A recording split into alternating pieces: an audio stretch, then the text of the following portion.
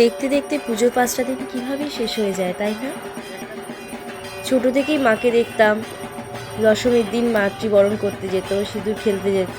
জিনিসটা খুব ভালো লাগতো, শখ হতো আমারও। ভাবতাম কবে মায়ের মতো হতে পারবো। বিয়ের পর এবছর প্রথম মাতৃবরণ। খুব এক্সাইটেড ছিলাম, ভীষণ ভালো লাগছিল বরণ করে। এই শখটা বোধহয় প্রতিটি মেয়েরই কম বেশি থেকেই যায়। যাই হোক, মাতৃবরণের পালা শেষ করলাম। আবার একটা বছরের অপেক্ষা। এই 5টা দিনে আনন্দের জন্য 365 দিন অপেক্ষা করে থাকতে বোধহয় বাঙালিরাই পারে।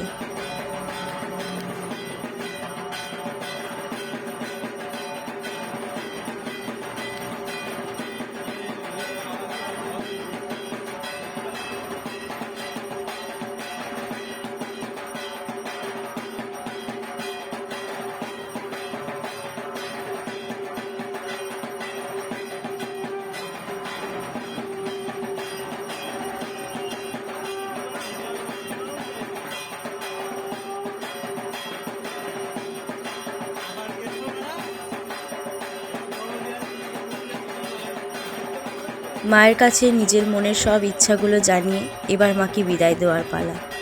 আবার এসো মা, সবার সব ইচ্ছা, সব আশা তুমি পূরণ করো। ভালো রেখো এভাবে সবাইকে। বরণ শেষ করে এবার আমরা বিসর্জনের দিকে এগিয়ে গেলাম।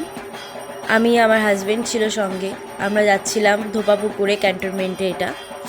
সেখানে আমরা বিসর্জন দেখতে গেছিলাম।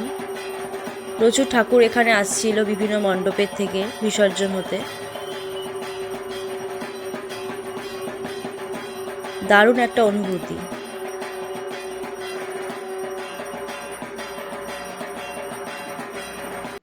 বিসর্জন দেখে এবার আমাদের বাড়ি ফেরার পালা। এখন ফটো সেশন চলছিল, হাসাহাসি চলছিল, মন খারাপ লাগছিল, তাই হাসাচ্ছিল আমাকে পাশ থেকে।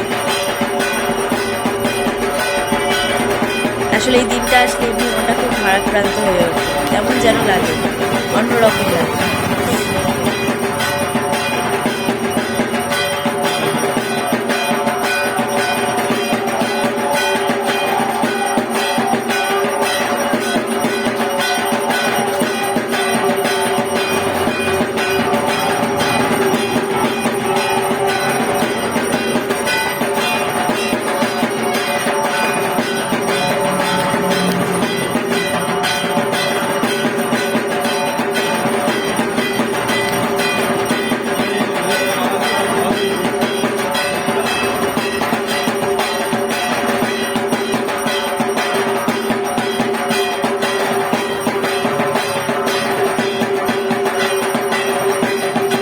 ভিডিওটা ভালো লাগলে একটা লাইক করে দেবেন, সাবস্ক্রাইব করে দেবেন চ্যানেলটা, আর এইভাবেই আমাদের ভালোবেসে পাশে থাকবেন।